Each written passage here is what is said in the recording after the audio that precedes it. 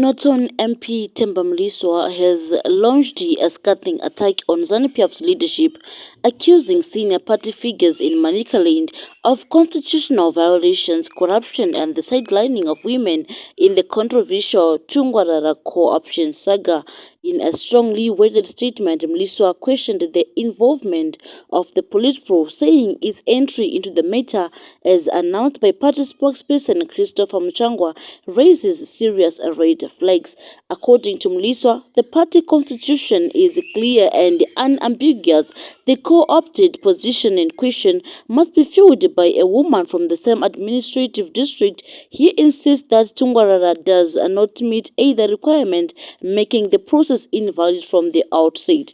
Mliswa dismissed claims of factionalism or internal conspiracy, arguing instead that the dispute is driven by what he described as mere greediness among Manicaland leaders, whom he alleges were financially influenced to override constitutional rules. He further questioned why a matter with such a clear constitutional guidance would require intervention from the Politburo at all, warning that selective application of party rules undermines internal democracy and institutional credibility. Beyond the procedural concerns, Mliswa raised a broader issue of gender representation, accusing the party of flagrantly disregarding women's rights.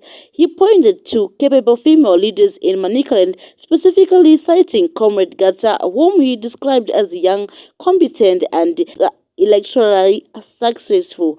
According to Mliswa, overlooking such leaders sends a damaging message about how women are valued within the ruling party. He also rejected comparisons between Tungwarara's situation and the co-option of businessman Kudakwasha Tagwirayi in Harare, insisting the two cases are not comparable. Mliswa argued that Tagwirayi's rise was natural and expected due to his long-standing role as a party benefactor, while Tungwarara is a recent political entrant yet to establish his credentials. In revealing personal notes, Mliswa said he has privately advised Tungwarara to leave politics, warning that the pace of his political ascent is dangerous even for himself, a comment that hints at the often brutal internal dynamics of ZANU-PF politics. He concluded by calling on the party to strictly follow its constitution and nullify the co-option, adding a controversial final remark questioning